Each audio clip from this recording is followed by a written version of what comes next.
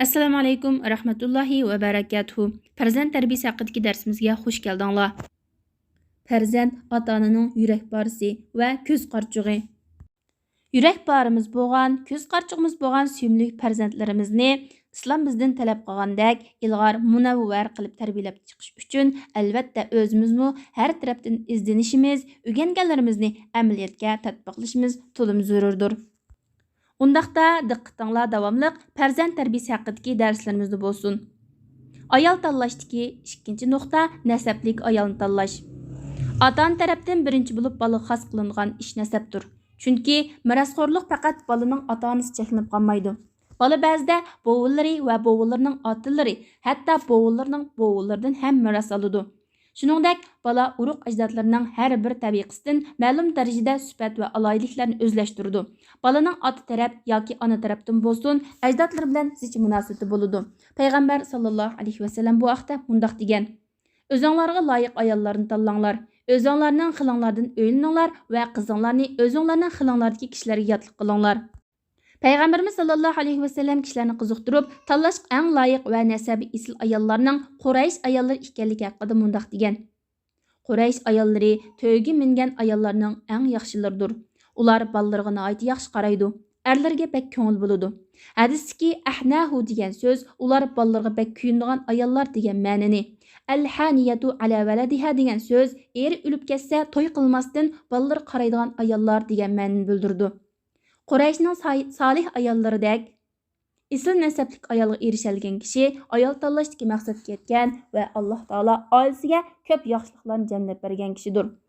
Ayol kishining go'zal axloqliq va diyonatlik bo'lish bilan birga isl nasablik va yaxshi oiladan kelib chiqqan bo'lishi zarurdir. Mana bu eng afzal va mukammal tanlashdir. Maryamning qavmining nima deganligiga qaramamsiz. Ular Harunning hamshirisi. Sening otang yomon odam emas edi. Anangmu yo'ldan chiqqan xotin emas edi. Ya'ni Harunning hamshirisi. Sening dadang fazilatli yaxshi odam edi. U hech qanday yomon va fohish ishlarni qilmagan. Shuningdek, anangmu solih ayollardan bo'lib, zinaxo'r fohish ayollardan emas edi. Sen bu bolani nerdan topding? Bu bola sana qayerdan keldi deganlikdir. Chunki solih kishining yomon ishlarni qilish mumkin emas deydigan qarash ularning mengisiga munozir talab qilmaydigan darajada mustahkam o'rnab ketgan. Shunglashqa ular yuz bergan ishlar sababli Maryam ajablanib qolgan va uningdan gumon qilishgan. Bola ba'zida ona yoki dada taraf tag'illari va yoki ajdodlarning biriga o'xshab qoladi. Chunki bir kishi payg'ambar sallallohu alayhi vasallamning yeniga Rasululloh sallallohu alayhi vasallam ayolim qapqara o'g'il tug'di deb kelganda payg'ambar sallallohu alayhi vasallam u kishiga bolang ilgari bar bo'lgan asl nasabni tortgan bo'lishi mumkin degan. Irqun asl nasabdir. Nuz'atun uning rangi ilgirki ajdodlarining rangiga o'xshabdir deganlik bo'ladi. Buningdan bola ko'pincha holatda o'zining dadasi yoki onasi o'xshab ketadiganligini, ba'zida ona yoki dada taraf tag'illarining birasini tortadiganligini bilib olishga bo'ladi.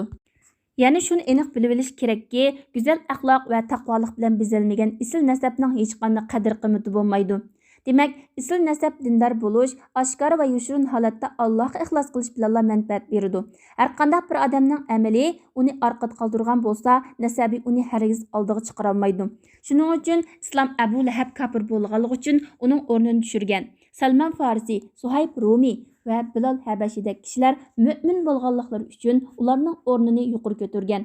Nuh alayhissalomning o'g'li, Ibrohim alayhissalomning otasi va payg'ambarimiz Muhammad sallallohu alayhi vasallamning tog'iz qatorliqlarining har biri payg'ambarlarga nasab jihati shuncha yaqin tursa-mu, Alloh taolo ularni halok qilgan. Shu sababdan payg'ambar sallallohu alayhi vasallam Mahsum qabilasidagi o'g'irlik qilgan bir ayolga shafaat qilishni rad qilgan. Hamda isl nasabini parda qilib olib, orqasida yushirin jinoyatlarni qilayotgan kishilarning quloqlariga jaranglik qilib mundaq degan: Muhammadning jini uning qo'lida bo'lgan zotning nomi bilan qasamki, agar qizim Fatima o'g'irlik qilib qolsa, uning qo'lini kesaman. Navoda payg'ambar sallallohu alayhi vasallam iliq ayolning nasabini sharaflik va ulug' deb e'tiborga olgan bo'lsa-da, uning qilingan shafaatni qabul qilgan bo'ladi. Jinoyat sodir qiluvchining nasabi qanchalik ulug' bo'lib ketsin, payg'ambar sallallohu alayhi vasallam belgilgan biror jazoni kechirim qila olmaydi. Bugungi darsimiz oxirlashdi.